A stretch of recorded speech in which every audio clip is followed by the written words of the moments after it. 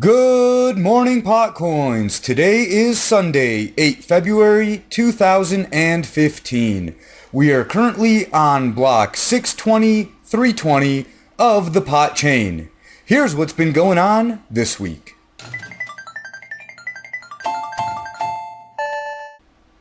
Nihilator from the PotCoin team is trying to take PotCoin to the next level. With the help of Rachel K. Gillette, attorney, and a few others, a letter has been sent to the Colorado Marijuana Enforcement Division. The purpose of the letter was to gain clarity on the M.E.D's position on digital currency.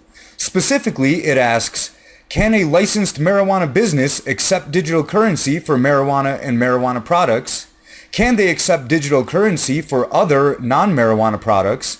And can they use digital currency for wholesale marijuana and marijuana products transactions with another licensed marijuana business? The M.E.D has 30 days to respond. It's expected that their position is to have no position, which would be good news, meaning that no one is telling businesses they can't do it. Getting a clear statement from the M.E.D would be huge. I've personally talked to some business owners that are afraid to accept PotCoin because they don't know if they can. Their fear is justified considering how difficult and expensive it is to get a license and how easy it is to lose. Plus, losing it usually means that you go to prison too. Hopefully, the M.E.D doesn't have a problem with digital currencies. Most likely, they just won't respond, which means that they have no position. That would be enough to get a few brave businesses on board, but I still think that most business owners won't want any part of it until they are explicitly told that they can. Looking back with the 2020 vision of hindsight, it probably would have been a good idea to have done this last year. But we're still moving forward, one step at a time.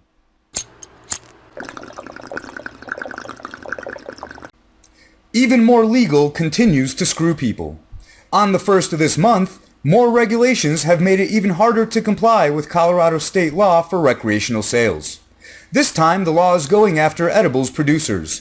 The new laws impose limits on potency, strict labeling, packaging, and testing requirements, and new ways to make it harder to distribute.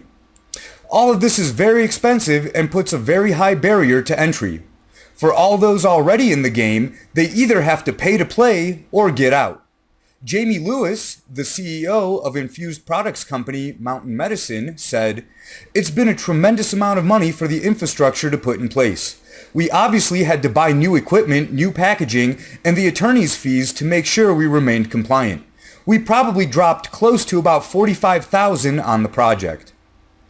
This is another example of how misled we were in thinking that legalization would mean more freedom. The truth of the situation is that legal means more ways for the state to screw you. In other news, it sucks to be a Native American. It's generally known that the indigenous people of the North American continent have been getting regularly screwed for the entire history of the United States. They were given reservations and told they would be free on their own land. However, this turns out not to be true. Surprise. Recently, over 100 tribes are considering getting into the pot business. If they were free, they could just do that. But since they're not, they must beg their masters for permission. A U.S. Department of Justice memo issued in December states that Native Americans are free to grow and sell marijuana as long as they adhere to the same federal guidelines that govern state legal operations.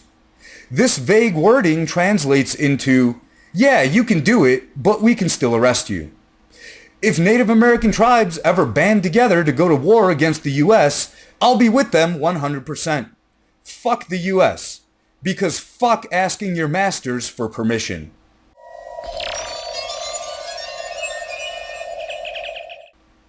An awesome article from Cointelegraph shows the progress and performance of Bitcoin over the last year, independent of price.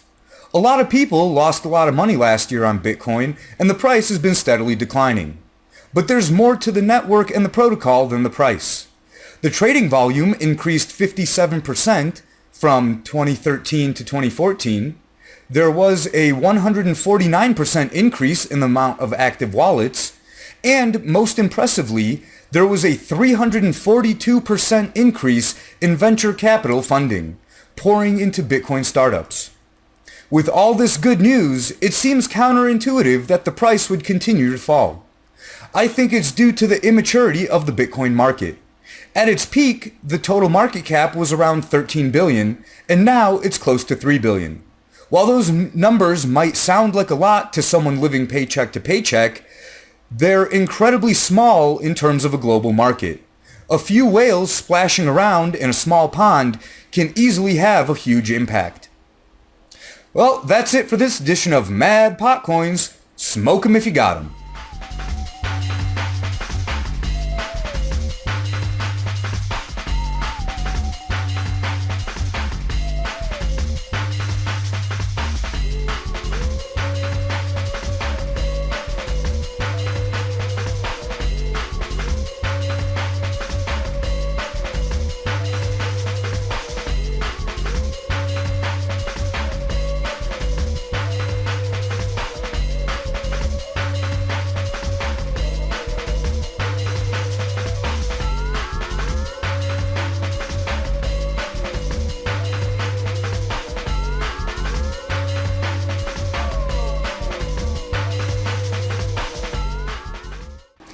Holy shit! Some glorious nutball sent me almost 74,000 PotCoins. That's 100 reserve notes worth. Now I've almost broke even for buying the camera to make this show.